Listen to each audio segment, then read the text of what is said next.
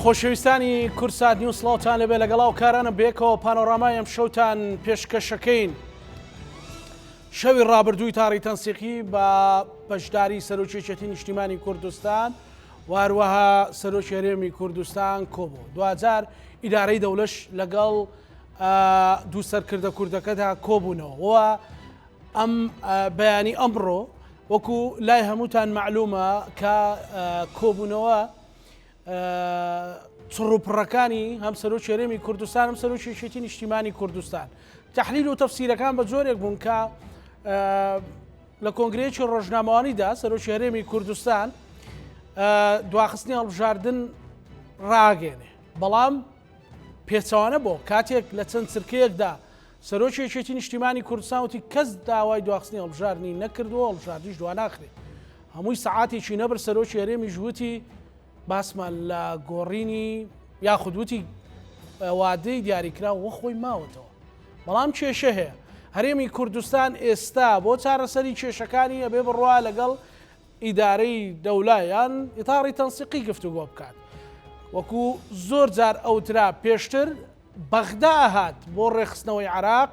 لە هەولێر و سلێمانی کۆبوونەوەیە کرد. ئەمە لەلایەک لەلایەکی ترەوە دادگای فیدراڵی ئەگەرچی ئێستا ئاهێک بەبەر گیرفانی هاوڵاتی موچەخۆران و فەرمانبەران و تا ڕادێک بازاڕیش داهاتوتەوە، بەڵام ڕۆژێک دادگای فیدراڵی شەیتانە و ڕۆژێک ڕەحمانە. هەرێمی کوردستان بەو بێ استراتیجیەتەوە بەو نەبوونی خیتابێکی یەکگرتووی نەتەوایەتیەوە بەرەو شوێ لەگەڵ نووسەر و ڕۆژنامە نووسی نەتەوەی و نیشتیمانی بەڕێز کاوێز مەلا پەرێز گفتوگۆکەم بەڕێزیان لە کەرکووکی قودسی کوردستانەوە لەگەڵمانە. کاکاوێز ئەم کاتت باش سڵاو لێبێ، پێم خۆشە هەڵسەنگاندنی تۆم گوێ لێبێ بۆ خۆم و بۆ بینەرەکانم لەبارەی ئەو ڕوودا و خێرانەی کە ڕوەدەن و هەرێمی کوردستانیش ڕۆژ بە ڕۆژ ئەچێتە ناو لە قاڵبدانیان خۆی ئەخاتە ناو قاڵبدانەوەکەوەی جا سمع بوودیڵێ خۆ هیچێک لەو بڕیارانەیەمە دەرمان کردوون بە سکاڵای کوردەکان خۆیان بوون، خۆیمە لەسەرەوە دەرمان نەکردو. بفەرمو. سپاس بۆ ئێوە ڕێزمێ بۆ بینەرانی عزیز. وڵا هەلوو مەرجەکە ئێستاکە ئەوەی کە هەیە من پێم وانە بۆ شێوەیە بێ کە زۆر تاریک بێ ئاسۆی ڕوونەبیرێ بۆ هەرێمی کوردستان ئەگەر ئێمە ئەو ڕوانگە بەرتەسکە کە بۆ بە مەترسی لەسەر هەرێمی کوردستان تێپەڕێنێتەمان و پێم وایە ئەبێ ئەمە پێشی خاوەنددارێتی ئەو ڕوانگەی کە ڕوونە لە هەرێمی کوردستان هێزە سیاسیەکان کە ئێستا حازرن بۆ بەشداریکردن لە هەڵبژاردن ڕای ڕوون و ڕاشکاویان هەبێ لەسەر کۆی پرسەکان لە هەرێمی کوردستان، چونکە بۆی ئێمە نەگەینە قۆناغێک بەغدا و پایتەختەکانی تر دەخالت لە کاروبارمان بکەن و ڕێکمان خەنێنی کورد بۆ خۆی ئابێ زەمینە سازی ئەوە بکە کە لە نێو ماڵەکەی خۆی بۆ جارێکیش بێ ڕێککەوێ کۆک بێ بۆ یەک جار دوورکەوینەوە لە ئەو بەرژەوەندیە زۆر تەسکە شخصی و حزبیانی خۆمان و هەلومەرج لە کوردستان بەڕاستی ینی ئەم قوارەیە کە هەیە دەرەنجامی تێکۆشانی دوور و درێژە هین ئەوەیە کە بیپارێزی نەکەینە قوربانی هەندێک حەزی شخصی خۆمان وەکو ئەوەی کە لە ساڵانی ڕابردوو ینی ئەم قوارەکە زیانی بەکەوت هەم خەڵکی هەرێمی کوردستانیش باجی ئزگار گەورەیاندا کە ئێستا دەرەنجامی تۆ تەماشا دەرەنجامی بڕیارێکی مەحکەمەی فیدراڵی ئێستا موچەخۆران لە هەرێمی کوردستانەوانی کە موچەی شوەرناگرن کاسبکاران بە شێوەی گشتی ئاهێک بە بەریانە هاتووە دۆخێکی خۆش دروست بووە بۆیە بێ ئێمە بە مەنتەق لە چوارچەوەی عێراق ئەزانی چی قازانجە بۆ هەرێمی کوردستان بۆ خەڵکی هەرێمی کوردستانەوە بکەین. ناکرێ بە پێی حەز و ویست و بەرژەوەندی شخصی خۆمان هەموو ئەو شتانە ڕەتکەینەوە کە بەشێکی زۆری لە قازانجی خەڵکی هەرێمی کوردستانە. بەڵێ کاکاوێز بیرمە لە گەرمەی بانگەشەی هەڵبژاردنەکانی کەرکووک لەگەڵ بەڕێستا لەسەر پرسە نەتەوایەتیەکان لەسەر قەڵای کەرکووک بەرنامەیەکمان کرد. تو دۆخێک هاتۆتە پێشەوە ئەوەندەی بە عەقڵی تەسک و بە ینی بە جۆرێک لە جۆرەکان تەسکبینی وای کردووە کە لە کەرکووک زەرەرەکەین و ئەم دۆخە بەسەر هەرێمی کوردستانیش دێت، هەرێمی کوردستانیش تووشی زەرەرێک بێت. یعنی بۆچی لە نێوان بە سیستەمبوون و قەراری شەخصی یان قەراری بە بەتەڵبوونی شخصێک زاو کەسێکێتیە پارتیە هەر لایەنێکە هەرێمی کوردستان و ئەو خوێن و خەبات و مؤسساتە بخرێتە بەردەم هەڕەشەوە مەترسیەوە. وڵا پێشی ئەو سەردەمە من لە 2009 وتارمێ ڕوانگەی خۆ قسوەتە ڕوو ڕوانگەیەکەیە کە سەرۆکوەزیرانی هەرێمی کوردستان خاوەنددارێتیەکە ڕوانگەیەکی مەترسیدارە تەنها خۆی قبوڵە و هیچ کەسی تر ناخوێنێتەوە نەک لە دەرەوەی حزبەکە لە نێو حزبەکەی خۆشی خەڵک ناخوێنێتەوە بۆی ئەم ڕوانگەیە ئەگەر پێشی پێنەگیرێ لە 2009 من ئەوە ئیشارەتم پێداوە دەیان بتار و لە چاو پێکەوتنەکانیشم بە جۆر لە جۆرەکانی ئاماژەم پێداوە کە مەترسی گەورە دروستەکە لەسەر قوارەی هەرێم و ئێمە لە بیرمان بێنی ئەزانی ئەو جۆرە لە ڕوانین بۆ ژیان بۆ سیاستکردن بۆ بەڕێوەبردن زیانی ئەجگار زۆری بە ئەم ناوچانە گەیاند و ئەگەر لە شوێنی ڕانەوەستی زیانی گەورەتر بەر هەرێمی کوردستانی شەگەیەنێ و تۆ ببینە هەر لەو میدیانەوە کە لێەوە ئاڕاستاکرێن زانی دۆخێک دێنە پێش کە ڕووداوە حەقیقەکە یان شتە گرنگەکان بۆ هەرێمی کوردستان زۆر جار ئەزانێ بزرەکرێت لە چوارچێوەی بەرنامە بۆ داڕێژاو بۆیە ئەبێ پێشی ئەو ڕوانگەیە بگیرێ ئێستا هەڵبژاردن لە هەرێمی کوردستان ینی هەر کەسێک کە ڕۆژێ لە ڕۆژان سیاسەتی کردبێت تێگەیشتنی بۆ ژیانی سیاسی هەبێتی ئەگا کە یەکێک لە دەرچە هەرە گرنگەکان بۆ دەربازبوونی هەرێمی کوردستان لەم قۆناغا ئەوەیە کە هەڵبژاردن بکرێت باشە هیچ مبەڕڕێکی مقنعکاری معقول نییە کە تۆ ئێستا کە بێ پەڵپ و بیانە بگری لە ژێر ناوی جیاجیا کە نابێ هەڵبژاردن بەم سیستەم و بەم کۆمیسیۆن و نازانم چیوسیە نایکەین ئێمە زانی هەموو لایەک زەرەرەکە لەوەی کە هەڵبژاردن دوا بکرێ هەڵبژاردن نەکرێ باش هەڵبژاردن نەکرێ بە دیلی هەڵبژاردن نەکردن چییە یاری زانی دوو حاڵت لە پێشی خەڵکی هەرێمی کوردستانە لەو دوو حاڵەتە تێناپەڕێ یانەوەیە کە تۆ هیچ دامەزراوەیەکت نامێنێ و لەسەر دەستی خۆت بەخواستی خۆت ئەگەڕێیتەوە سەر سیستەمی پارێزگاکان لە چوار شێوەی عێراق یانەوەیە بەشێک لە خاکەکە تەسلیمی تورکیا بێ تورکیا بێ حکومکا بۆ جۆرایی کە هەیە بۆیە ئەمە لەمە بترازێ هیچ شتیتر نییە بە دیلی هەڵبژاردن لە هەرێمی کوردستان بەیانی گرنگە زانی ئەو ڕوانگەیە لە شوێنی ڕابگرین کە ئەوێت دۆخی هەرێمی کوردستان بەرەو ئاقارێکی خراپ بە و پێم وایە ئەم نەفەسە لە نێو پارتیشەیە کە معقولانە بیرەکەنەوە تێگەیشتیان بڕداوەکان هەیە و لە دەرەوەی پارتیش خەڵکی ئێجگار زۆر هەیە لە نێو هێز و لایەنە سیاسیەکان کە ئێستا بە کۆی هێزە سیاسیەکان ئەو هێزە سیاسی تازادش کە هاتوونەتە مەیدان حازرن بۆ هەڵبژاردن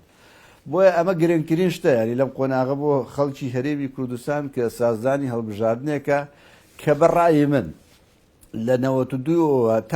تا ئێستا ئەگەر هەڵبژاردن بکرێ ئەبێ بە یەکەم هەڵبژاردن لە هەرێمی کوردستان کە جێی متمانە بێ بەڵام بە پێچوانەوە پارتی دموکراتی کوردستان پێی وایە ئەمە دیزاین کراوە لەلایەن ئێرانەوە بۆ یەکێتی باشە ئەگەر بۆ یەکێتی دیزاین کراوە کۆمەڵێک هەیە زیینوێ پێکاتون و لیستی تر هەیە و لیستی معارەزە هەیە کە ناری یەکێتین و ڕکەبەری یەکێتین بەمانە ڕکەبەری کورسی نا بەڵام ینی حەزەکەن دەنجی یەکێتی ببەن ئەوانە بۆچی بێدەنگن ئەگەر وایە بۆ تەنها پارتی دموکراتی کوردستان کاکاوێز یان ئێران ئەوێت ئەو ڕقەی هەیە لە پارتی کە هەڵبژاردنێک دیزاین کا پارتی بخاتە پەراوێزەوە زاری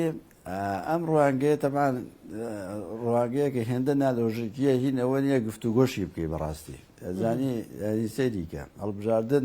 هەڵبژاردن هەر ئەم کۆمیسیۆنە لە دوو دەورەی ڕابردوو کردوێتی ئەو کاتەیش دیسان ئێران تۆمەتبارە کرابەوەی کە دەستێوەردانی کردووە لە قازانجی هەندێک هێز ویلایەتی سیاسی لە ئاخیر هەڵبژاردننی عێراقیش دیسان ئێران تۆمەتبارە کرا کە دەستکاری نەتیجەی هەڵبژاردننی کردووە بە تایبەتی تەرکیز لە کەرکووک بۆ حملەیەکی ئەلامی زۆر گەورە بۆ کەرکووک دروست کرا لە کاتێک کاتەبان ئەمانە چونکە نەخوێندنەوارن تێگی هەراوە شت فڕێدنە بازارەوە بێەوەی یاری معلوماتی دروستیان لەبەردەستە بێ ئەوەی لە هەڵبژاردن لە کەرکووک دۆڕە ئەو هێزانە بوون کە لە چوارچێوەی حەرجی شعبی بوون کە حەرجی شعبی بۆ ئێران لەوانەیە نزیکترین هێزی چەکداری یان هێزی سیاسی بن لە ئێرانەوە بۆیە ئەزانی ئەم جۆرە لە خیتابە ئەم جۆرە لە قسەکردنە ئەم جۆرە لە ڕوانینە جۆرێکە ینی دەرفەتی ئەوە نادا کە تۆ گفتوگۆ بکەی حیوار بکەی و ئەمە هەمیشە بینیمانە دای من تۆمەتێک حازرە کە ئەمە ئێرانە ینی تۆ بەنەوەی قسە بکەی ئەمە ئێرانە ئێکێکی تر ڕخنەیەکی هەبێ ئەمە دەستی ئێرانە بۆیە ئەزانی ئێران کاریگەری ئێزگار زۆر هەیە لەسەر ڕووداوەکان لە عێراق لە هەرێمی کوردستان تورکیا کاریگەری هەیە ئەمریکا کاریگەریە کە خۆزگەوە نابوو بەڵام ئەمە ناتگەێنێ بە نەتیجە ئەگەر لە شوێنێکی تر پارتی یان هێزێکی سیاسی درێک بەوە بکە کە دۆخی لە هەڵبژاردن خراپە چووکە نەتیجەی بەڕێوەبردنێکی خراپ پیشانی خەڵگرا ئەمە لەوانەیە ئینسان بتوانێت مناقەشەی ئەوە بکە بەڵام وەکۆی کە ئێمە هەڵبژاردن ناکەین لە شوێنی تر دیزاین کراوە بەڕاستی پێم وانی ئەزانی سەریکە ئەگەر ئەم دەستگایانی ئێمە هێندە دەقیقن هێندە وردن هێندە پڕمەعلوماتن هێندە دەست درێژن بگەن ئەوەی کە بزانن دەوڵەتێکی وەکو ئێران بەرنمەکەی چییە بۆ ئەم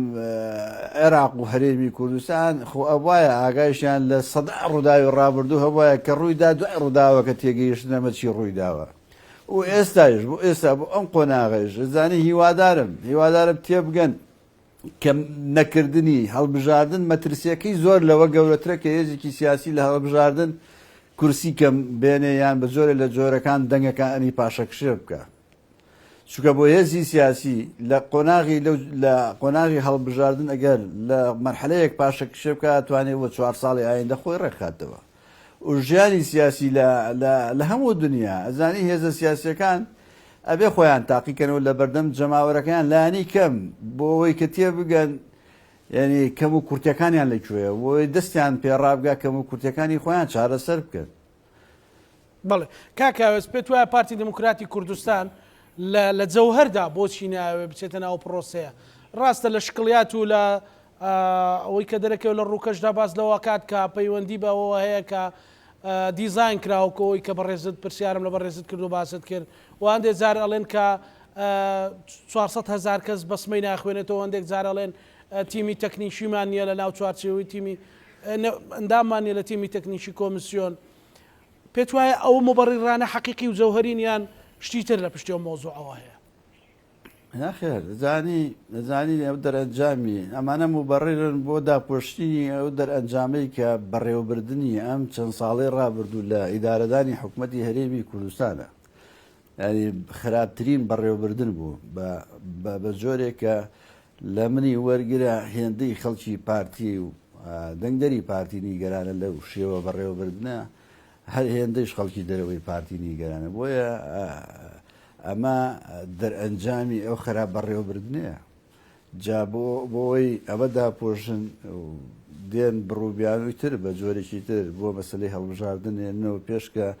ئەمە دەستی و فلان وڵاتی دەرەکیەوە بۆ جۆرێ نەخێر نا ئەسڵی نییە و لەوانەیە هۆکاری تری شەبێ بەڕاستی ینی زۆر جار بەداخەوە ینی ئینتیخابات لە هەرێمی کوردستان هیچ جارێک ئینتیخاباتێکی پاک و نەزیح نەبووە ئێستا کە ئەو دەستا بڕن ئەو دەرفەتی ئەوەی نییە کە وەکو هەڵبژاردنەکانی ڕابردوو بتوانن یاری بکەن بە دەنگدان و مەسلەی تەزویر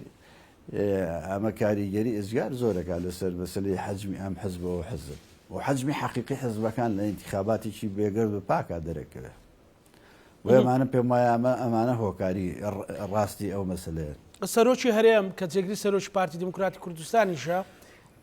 وا دەرەکەوێ تا ڕادەیەک دیگەران بێ مەسەلەن لە دوانەکانی ئەم ڕۆیە ئینسان ناخوێنێتەوە بەڵام بێتاقەتێک هەیە 3 جار مدەی هەڵبژاردننی دیاری کردو ئەکید ڕاوێژیشی بە پارتی دموکراتی کوردستان کردو لانی کەم سەرۆکی هەرێم مامیەتی یە سەرۆکی پارتی مامیەتی سەرۆکی حکوومەت ئامۆزایەتی قسەی لەگەڵا کردوون پێت وایە مەسەلەن ئەویش هەستی بۆ مەترسێ کردو ئەوێ هەڵبژاردن بکرێ ینی بەو مانایانە دوو ئیتیجا لە ناو پارتی بێ بەو مانایی کە وەکو سەرۆکی هەرێم ئێوە انتخاباتێک بکرێەوە دوجار هەرێمی کوردستان لەو زۆنگاوە بێ قانونی و بێ مؤسساتی دەربازی بێ. وڵا خۆزگەل لە ڕابردووش باخسەی سەرۆکی هەرێمیان کرد بە یەکێکە لەو سیاسیە بەڕێزانەی کە جیاوازی ئەو خەڵکی تر لە بەڕێوەبردنەوەیە کە ینی کەسایەتیکی سیاسی ئێزگا مەقبولە، ینی پێم وانییە لە ساحەی سیاسی هەرێمی کوردستان و عێراقی و ئیقلیمیش هیچ چێزیەکە بێ ڕەتی بکاتەوە یا دژایەتی بکە یان جۆرە لە جۆرەکان نەیخوێنێتەوە، ئەنی سیاسیکی مەقبولە هەمی لایەکێتی لای گۆڕان لە هێزە سیاسەکانی تر کە بۆ هەر کارکتەرێکی سیاسی ئەمە زۆر گرنگە. لەوانەیە ئەم سیفەتانی کە لە سەرۆکی هەرێمە بەشێک بێ لە نیگەرانی ئەوانەی ترکە ناڕەحەتن چووکە خۆیان قبول نین، یعنی لە نێو حزبەکەی خۆشیانە ئەو ڕەواج و قبوڵەتیان نییە بۆ نەک ئەوەی کە لە دەرەوەی خۆیان لە نێو هێز و لایەنە سیاسەکانی تریشە. بۆیە ئەمە بەشێکە ینی من ئیمڕۆ ئەو نیگەرانیان بەڕێز سەرۆکی هەرێمەوە بینی کە بەداخەوە لەوانەیە ئەو دۆخە ناخۆش و ناهەموارە پیریشی بە ڕوخساریەوە دەرکەوتووە. ڕۆژنامە نووسێکی هەر نزیک لە سەرۆکی هەرێمەڵێ کە بابەتەکە کاکرێ بوار ئەڵێ بابەتەکە پەیوەندی بەوە هەیە کە لێک تێگەیشتنێکی پێشوەختە هەیە لەلایەن یار و نەیارەوە کە ڕێگە نەدەن بۆ خولی داهاتوو مەسرۆر بارزانی ببێتەوە مەسرۆر بەڵێ ببێتەوە سەرۆکی حکوومەتی هەرێمی کوردستان. ئەمە وای کردووە کە ئەم گوریسە تونتر بگرن و بیانەوە دۆخەکە بۆ زۆرە بن و ترسیان هەیە تەنانەتی تیزایەکیش لەناو پارتی موافق بێت چکە ڕەنگە لە دوای ڕیفراندۆمیشەوەی کە تێبینی کرا تەنانەت فەڕەنسا کە هات ئەو دەست پێشخەریەی کرد کاک نێچیروان و کا قوبادی کرد بەوازی هەیە حکومڕانی هەرێمی کوردستان و لە ڕێگەی ئەوانەوە دەرگایەکی کردەوە بۆ هەرێم. ئێستش وا چاوەڕوانەکرێ وا هەستەکرێیان بۆنی شتێکی لەو بابەتە دێک کە کاکڕێباریش نووسویەتی کە جارێکی تر کاک نێچیروان بێتەوە وازی هەیە یاخود لانی کەم ئەو بەڕێزێکی ئێستا سەرۆکی حکوومەتی هەرێمی کوردستانە لە وازی هەیە حکومڕانی دوور بخرێتەوە. ئەمە پێت وایە تا چەند سوورەیەکی حەقیقییان قسەیەکی حەقیقی کاوێست؟ ئەوەی کاکڕێبار و توێتی زۆر دقیقە و ئێستا ئەگەر هێز و لایەنە سیاسیەکانی تر ئەوانەی کە هەم ئۆپۆزیسیۆن و ئیچێتی نیشتیمانیش ئەگەر ئۆکەی بدەنەوە بەو گروپە کە بەڕێز سەرۆک وەزیرانی ئێستا 4 ساڵی تر لە دوای هەڵبژاردن بۆی تازە بکرێتەوە سبەینی انتخابات دەکرێت. زانی ئەو ململانەیە ئەوەی کە هەیە ئەو دواخستنی هەڵبژاردن و یان بیان و دروستکردن و پەڵبگردن ئەویشی بەشێکی پەیوەندی بەوە هەیە. بەڵێ وایە لەوانەیە ئەو ناوکۆکی کە لە نێو خۆی پارتیشێ هۆکار بێ بۆ بەشێک لەوانەی کە نانەوێ ئێستاکە تەجروبەی حکومڕانیان ئەوەی دەرخست کە خەڵکی تر قبول ناکە بۆ جۆرە، ینی بۆم شێوەیە حکومڕانیە خەڵک زانی باجی ئزگار قورسیدا هێزە سیاسیەکانی تر بە تایبەتی ینی تۆ معقولیە سەرۆک وەزیران بی ئەو هێزەی کە لەگەڵتە هێزەکان کە لەگەڵت حکوومەت بەڕێوە من حیسابیان بۆ نەکەی نەیان خوێنیتەوە. ئەمە لە هیچ دنیانی سەرۆک وەزیران لە هەموو دنیا زانی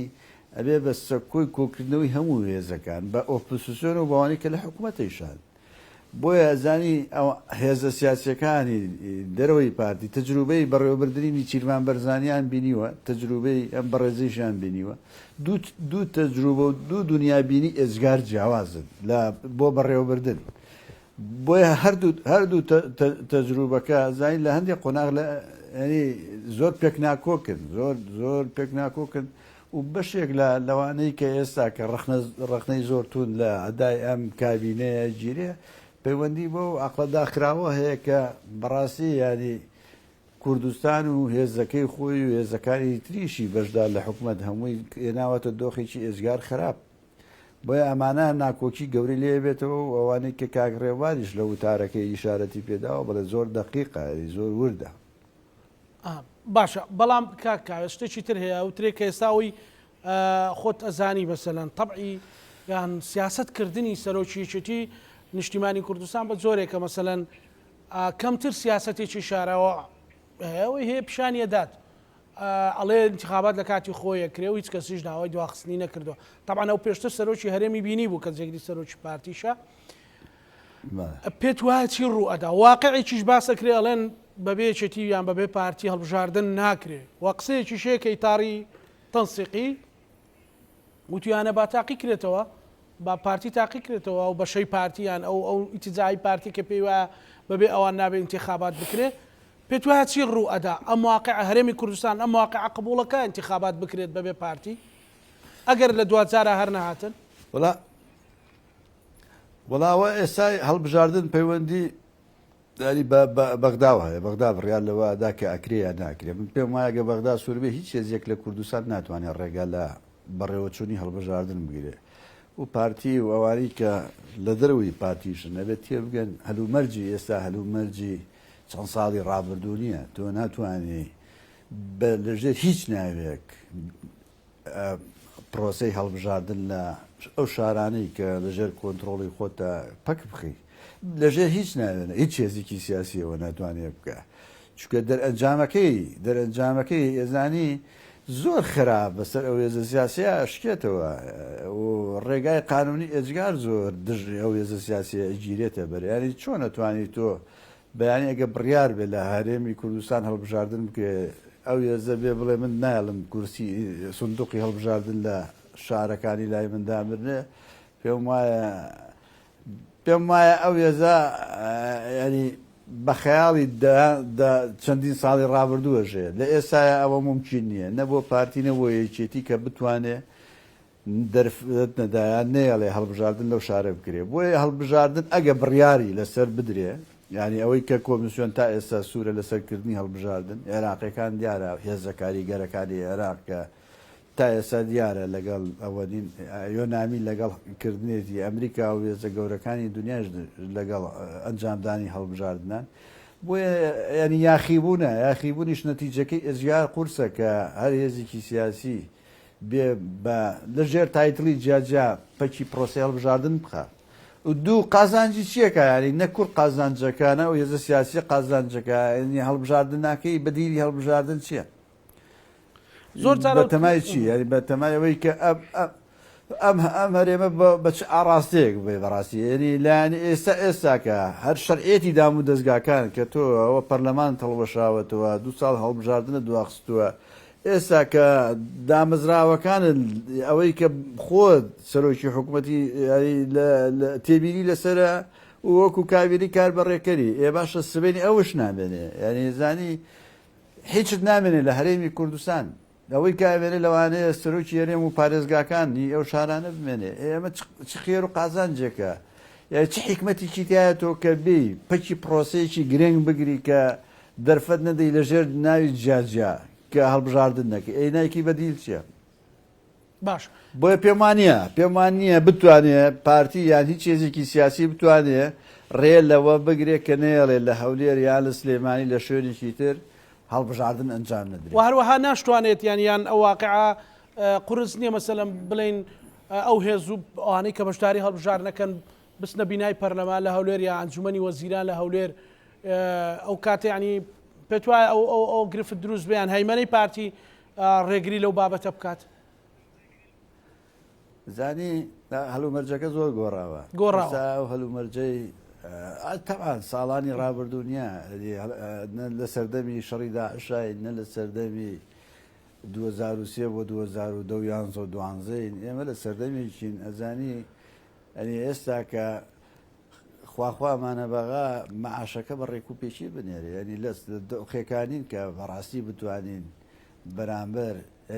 بەرامبەر هێزی یاسا بگرین ینی چۆن تۆ دی بەچی یاسایە بەچی منتەکە دوو خەڵکن لەگەڵ نییە ینی بەڕاستی خەڵکن لەگەڵ نییە ئێستا تۆگە پشت ئەستورمی بە خەڵکەکەی خۆت پشتقایمی بە خەڵکی هەرێمی کوردستان و خەڵکی زۆرینی هەرێمی کوردستانە لەگەڵ بێ لەوانەیە بڵێ بە فشاری خەڵکەکە مەتوانم معادلەیەک بگۆڕم بەڵام تۆ نە خەڵکن لەگەڵە نە یاساد لەگەڵە نە حەقل لەگەڵە نەمەنتقل لەگەڵە ینی چۆن نەتوانی بێ ئەو پرۆسەیە پەخی پێت وابێ ئەمەی 10 ساڵی ڕابردوو قوتەمە بۆ ئێستایشە من پێم وایە نیەتی و نایشتوانێت تەبعان ئەگەر ئەگەرەکان زۆر کراون تۆ بەیانە گەڕێ بگری لەوەی کە دوای نەتیجە هەڵبژاردن بوون و منە چوارێزی سیاسی ڕێکەکەون کابینەیەک دروستکەن تۆ نێڵی بێدەوام کە تۆ نێڵێ پەرلەمان کۆبێتەوە پێم وایە ئەزانی ینی ئەمە دۆخێک دێنێتە پێشەوە بەڕاستی ئینتیحاری سیاسی ئەو هێزە سیاسی ئینتیحاری سیاسیەکە و خەڵکی هەرێمی کوردستانیشەوە قبوڵ ناکە. باش کاکاوێز با دیوەکەی تری وەرگرین ئەگەر هاتوویەکێتی لەگەڵ لایەنەکانی تر مەسەلەن مڕونەتێکیانوان ڕازی بوون بەوەی هەڵبژاردن دوا بکەوێ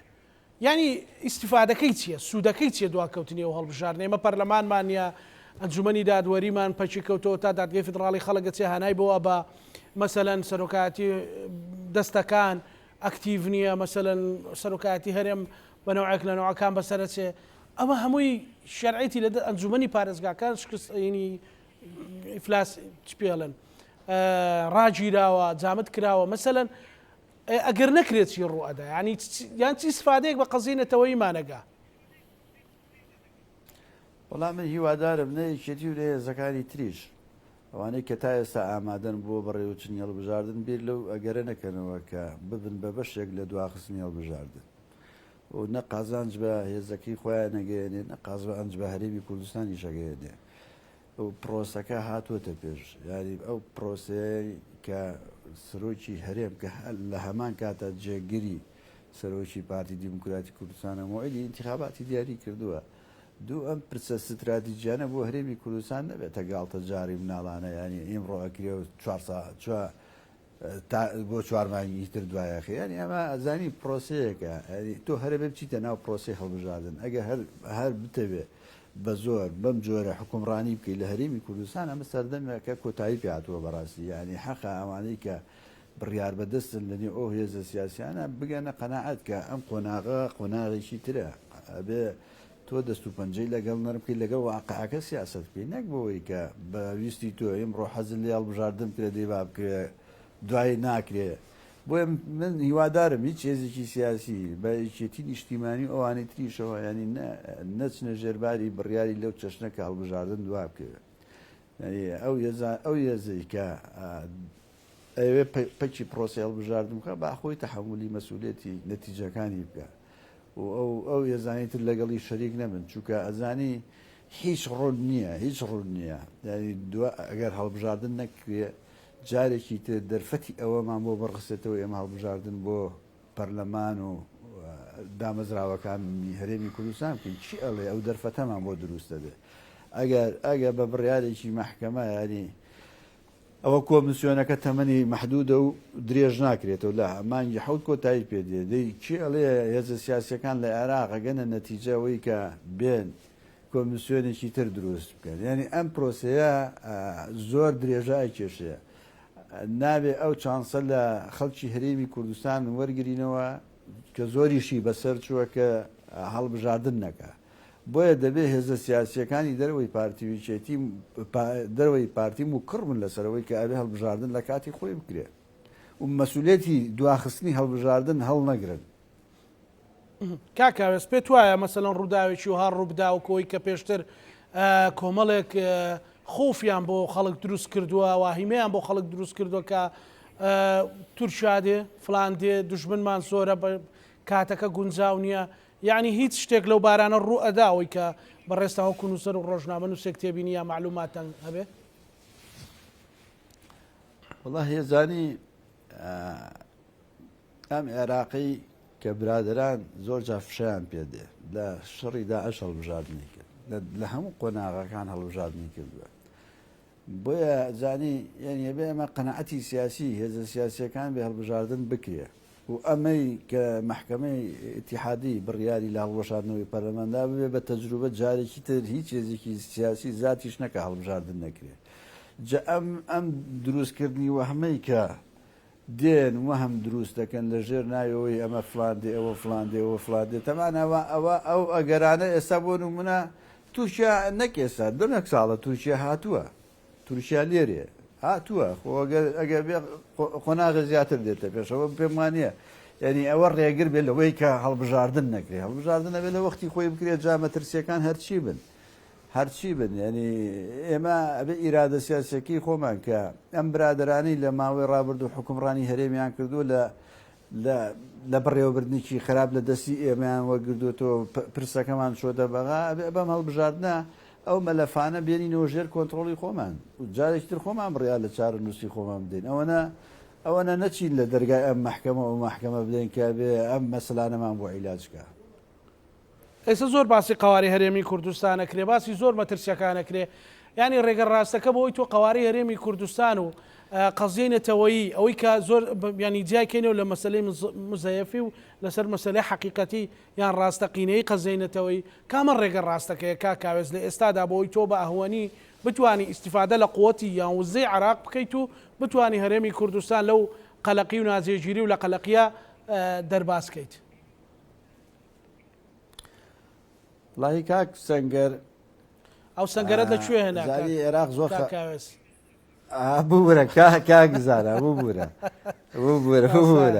هیوادارم کاک سەنگەرێک تەلەفۆنت بۆ نەکا بۆ دوای بەرنامە وەڵای وەڵا باشە 8 دقەیەکمان ماوە ئینشاڵڵا ئەو عێراقی کە ئەزانی تا ئێستا زۆر خاتری گردوینە بەڵێ ئەنی بڕوا بکە سەیری کە لەم پرسانە ئەگە عێراق ئەمەە عیب و عار و کەم و کورتیمانەیە لە هەرێمی کوردستان عێراق ئەگەر بێوێ هەر بۆ کەم و کورتیانە کۆتایی بە قوارەکە دێنێ بۆیە من پێم وایە مەترسی گەورە لەسەر قوارەی هەرێمی کوردستان ئەم ڕوانگەیە کە ئێستا سەرۆکوەزیرانی هەرێمی کوردستان پێبیرەکاتەوە ئەم ڕوانگەیە ئەزانی ئەگەر پێشی پێنەگیرێ ستۆپی پێنەکرێ پێم وایە مەترسی ئێجگار گەورە ئەێنێتە کایەوە یعنی ناڵێ انتخابات بکەین ڕێ لە موچەی خەڵکە گرم موچە نەدرێ چوزانم دۆخێکی نالۆژیکیان لە هەرێمی کوردستان دروست کردووە کە تۆ هەرقە ئیژ بڵێ جنێو بەم و بەوە دێت ئەمە خراپە یاری بۆ نمونە ئەم عێراقە کاکێ زارەبان نمونەیەک بۆ بێنمەوە ینی کاک فازڵ میرانی لە ڕابردوو بۆ میدیاکانە لێ ئێمە تا 9 نیسانی 2023 پەیوەندیمان لەگەڵ حزبی بەعسی حکومڕان هەبووە لە عێراق باشە باش ینی دوای ئەوە ئێستا ئێمە ئەزانی لە سەر و کۆمار لە وەزیران ینی ئەوە نییە بۆیان دانابێتین وەکو تا مەهدی معرف ینی حزبەکانی سیاسی ئێمە باشترین کادرەکانی خۆیان نردووە لەوێ نوێنەرایەتی کورد بکەن لە پەرلەمانە لە وەزارەتە لە هەموو ئەوانەیە باشە ئێمە بۆ بکەوین ینی بۆ بکەوینە ئەوێزێ ئەم عێراقا وەکو دوژمن وێنایی بکەین لای خەڵکی هەرێمی کوردستان کە ڕۆژانەیش بین چاوەڕێ ئەوە بکەین تۆمەتباری بکەین وەڵام معاش نانێرێ وەڵام میزانێ نانێرێ وەڵام ئەمە نانێرێ وەڵام نازانم چی نانێرێ ئەو تەجروبەیە لە کەرکووکەمان بوو ینی تەجروبەی 2023 بۆ 2017 لە کەرکووک ئەو برادرانی کە لە کەرکووکیان بەڕێوە بێت زانی کە ئیشێک بیانویستایە نەیکە ناوت وەڵاوە قانونیەوە بەغانەیاڵێ ئەگەر کەم و کورتیەکیان هەبواە گەندەڵییان هەبواە شتێکیان هەبواە ئاوت عێراقەوە دژی کووردە دژی ئیدارە ئێمە ناوێت کورد لێ ڕاشت بێ ئەزانی ئەبێ کورد ئەم عەقڵە تێپەڕێنێ بەڕاستی ینی واز لەو عەقڵە بێنێ بە منطقی تۆ تا ئێستا مادام بەشێکی لە عێراق ئەزانی سوود لەو سەرچاو و وزە و توانە دەوڵەتی عێراق وەرگرە تۆ ئێستا لە سەردەمی شاخنی لە سەردەمی ئەوەی کە ئەبزانی لایەنی کە مەسئولێتی 6 ملیۆن کورد لەسەر شانە اینجا بە یەک دنیا کێشەوە بە یەک دنیا کێشەوە قزێکی گەورەتەیە تۆ ئەبێ عەقڵی سیاسیت عەقڵی بەڕێوەبردنت زانی پەرۆشی چاکسازی و چاکردنی ئەو دۆخە بێ کە لەسەر شانی هاوڵەتەکانتە تۆ نابێ بۆ جۆرە بێ ئێستاکە کەی ویستت عێراق باشە و کەی بەدڵت نەوە عێراق خراپە ئەمە بەڕاستی سیاسەتێکە ینی بەداخەوە هیچ منطقیتیانی ینی گفتوگۆنی حیوار نییە تۆ نازانی چۆن حیواری لەگەڵ بکەی ئەریکا بۆ خۆیان یعنی شەڕ لەسەر پۆست و پلە و پایەکانە کرێ عێراقە کە دێتە سەر هەندێک مەسەلە عێراق خراپە عێراق دوژمنی کوردە ئێستا هەر بۆ نمونە ینی بڕیاری محکەمەی فیدراڵی ئێمە جارێکی تریش مناقەشەوەمان کردەوە خراپیەکەی لەکوێ ینی بۆ نمونە کە حکوومەتی عێراق ملزەمەکە کە ئەبێت تۆ موچە بدەیت باسی هەڵبژاردن کاکە ئەزانی سەیریکە ئەو دوو بڕیاری محکەمەی فیدراڵی لە مەسلەی موچە و هەڵبژاردن پەیوەندی بە ئەزانی ڕوحی دیموکراسیەوە هەیە لە هەرێمی کوردستان و نەتیجەکەیشی دەرەکەوێت ئەگەر قوتی خەڵک ئازار فشاری لەسەر نەبێ موچەخۆر فشاری لەسەر نەبێ عەقڵێکی سەلیمی هەبێ بۆی کە چۆن ئەتوانێت بڕیار بدە بەشێکی زۆری ئەو فشارانەوە لە دەنگدەر موچەخۆرەکەن کە ناچار بن دەنگ بەم و بۆ بدەن ئەگەر ئەمە نەمێنێ ئەزانی پرۆسەیەکی دیموکراسی زۆر جوان لە هەرێمی کوردستان سەرپێکەوێت کە ئینسان ئازادانە ئەتوانێت دەنگ بدە ئینسان ئازادانە ئەتوانێت ڕێی خۆی دەربڕێ ئینسان ئازادانە ئەتوانێت تعبیر لە خواستەکانی خۆی بکە تا ئێستا کە ئەوە لە هەرێمی کوردستان بەداخەوە ینی لە بەشێکی هەرێمی کوردستان من ئەوەم نەبینیوە ئەو ترس و تۆقانە ئەمەیە کە تۆ بەیانی ناتوانانی کاکە ئێستا وای نەکەوە وای لێ هاتووە خەڵێک کە موچەخۆرە ناتوانێت مەرحەبای فلان دۆست و خزم و کەسوکاری بکات لەبەر ڕوانگەکەی لەبەر ڕەخنەکانی ئەمە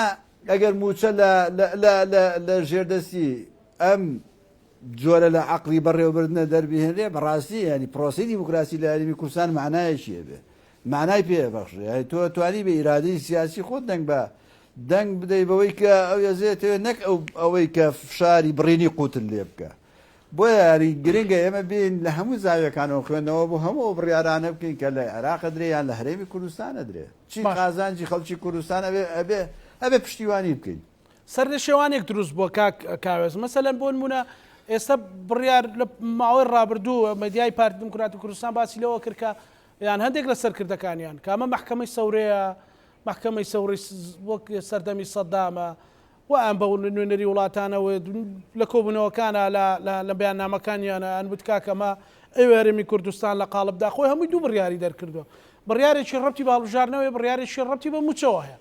دوایی ئێستا دوێنێ خۆیان هاتوون ئەڵێن نەخێرەوە دەستخۆشی لە محکەمەی فیدراڵیەکەین و بڕیارەکەی ئەوان بوو جارێک ئەڵێن ڕێکەوتن بوو ینی بەڕاستی ئەم ڤیژنە ئەو ئاراستەکردنی خەڵکە سەر لە شێواویەک بۆ قەزیێنێتەوەی و نیشتیمانیش دروست ناکە بەڵێ بە تاکید زانی سەیری کە ئەمە لە ڕابردووش هەڵی زۆرمان کردو هەڵی زەقی زۆرمان کردو کە نەتیجەکەی زۆر بە زیانی پرسی قەومیەکانی ئێمە شکاوەتەوە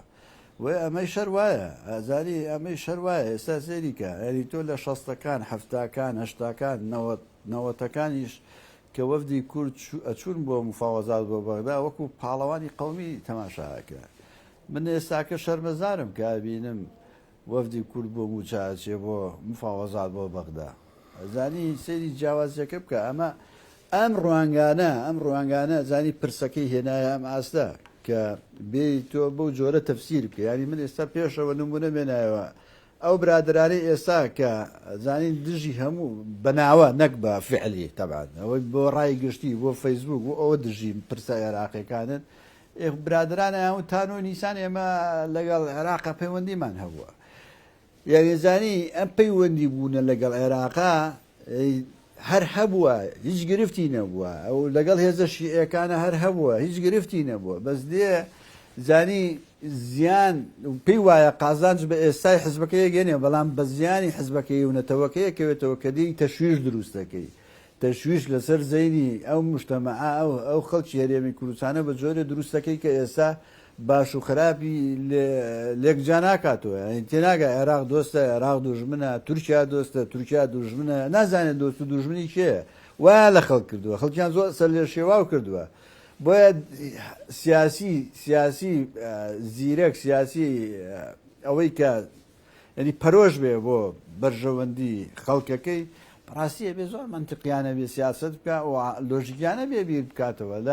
لەو هەلومەرجە ینی تۆ لە هەلومەرجێکا بووی چەند مانگ موچەی خەڵکی موچەخۆرانی خۆتت پێدابین نەکراوە ئیشی سیاسەکانە بچن سوال بکەن نەک لە